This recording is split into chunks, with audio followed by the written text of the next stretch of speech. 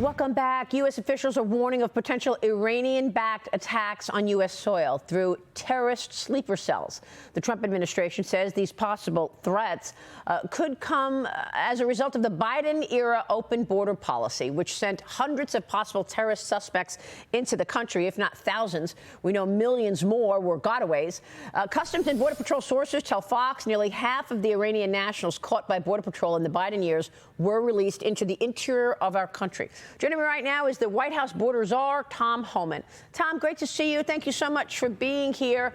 And let me start with the Iranian threat, given the news of the morning. How big of a threat do these terrorist cells pose to Americans?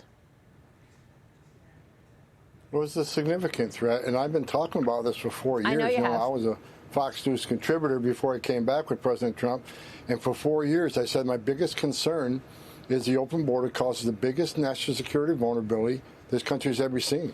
You know, every day, the average under Biden administration, every single day, the average was 1,800 gotaways, known gotaways, people we had on video, drone traffic, sensor traffic. These are people we knew came to the United States, entered illegally. We don't know who they are, where they came from, why they're here. But they got away, and we know that number, 1,800 average every day. So every day I was complaining about that mess we had to clean up if we got back in power. And I tell you, ever since the election in November when President Trump won, I worked with a lot of people who's back with the administration now. We started the plans. How are we going to fix this? First, we got to plug the hole, secure the border. We had the most secure border in the history of the nation today because of President Trump. So we plugged the hole. Now we got to bail out the water, and that's what we started planning in November. We knew we had a big job to do, and we're working it. So, Tom, I mean, when I spoke with Kash Patel, the director of the FBI, he told me that there are a lot of cells in this country. They're doing drug trafficking. They're doing human trafficking. And they know where some of them are, and they are cracking down on this. But what specifically do you believe these Iranian cells are doing? I think they're involved in a lot of crime, right? Because they got to finance their activity. So Cash is right. They're in drug trafficking and sex trafficking. They're doing everything they can for funding.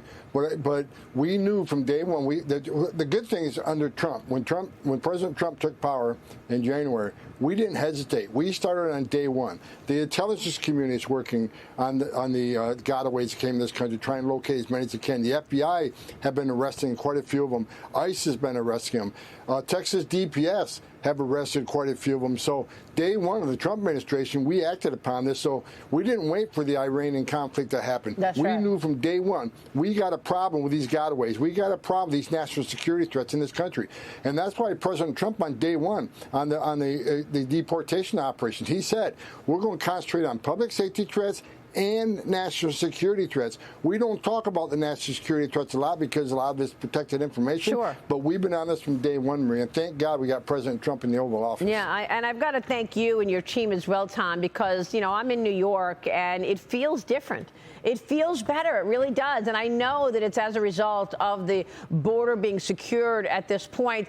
Tom, I want to ask you what is the most important takeaway that you see happening right now, because there are threats that we may not know about. I don't want to ask you the questions that I think are important. Tell me what's most important for people to understand about the threat that exists today, knowing that it's a complete night and day situation since President Trump returned to the Oval Office.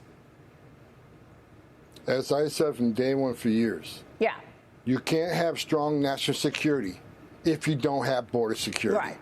A secure border saves lives, protects this country. And you can't have border security without interior enforcement.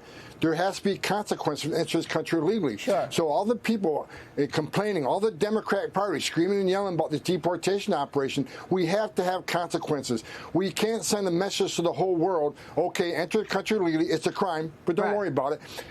Get your due process, get order removed, but don't worry about it, we're not going to make you leave. No. We'll give you due process, but we got to have consequences for violating our laws. We got to send the message to the whole world. It's not okay to enter this country illegally. Right. It's not okay to ignore a final order deportation. We're a nation of laws, and if we enforce the laws, that makes this country safer. Yeah. Every day under the Trump administration, every public safety threat we arrest from the streets of this country and national security threat, makes this country safer every day. Right. And instead of the way we were under the Biden administration, come on in, we're going to put you in a great hotel and give you some food stamps and give you a cell phone. Look, let's talk about deportations for a moment, Tom. The Supreme Court allowing the Trump administration to deport illegal migrants to third-party countries. That 6-3 ruling suspending the Boston judge's order, which blocked the action. President Trump vowing to keep removing illegal migrants. Nearly 100,000 have been deported since the start of the president's second term. Tell me where you are in this and in terms of our expectations that we should have on more arrests. Are you going after specific criminals first who you know, in addition to breaking the law by coming in illegally, but are committing crimes every day? What are the priorities in terms of these deportations, Tom? Well, I can tell you, ICE and board under the guidance of Secretary Noem, they've removed about 140,000 Marines. So it's actually about 140,000. And you're right, we still prioritize public safety threats and national security threats. That's what we're doing. Well, I saw you talk to Senator Cruz earlier. Let me footstop what he said. We need that big, beautiful bill passed because we need more resources. We need more agents. We got over 20 million illegal aliens in this country. We got less than 5,000 deportation officers. Everybody we read, we need a bed for. We got to bed them down for a couple of days to a couple of weeks while we work on arrangements to remove them. So we need more money for agents. We need more money for beds. We need more money for transportation contracts. We need more money for contracting with these companies to help us find the latest technology. How do you find people that don't want to be found, that don't have a digital footprint, like the 300,000 missing children? So the big, beautiful bill is important, and I'm begging Congress, especially right now, what we're dealing with, please pass that bill. We need to find these people. We need to find every national security threat and public safety threat in this country, and we need money to do it. So fund this. Let's keep our promise to American people that they gave President Trump a mandate to make this country safe again. We can do it, but we need the funding.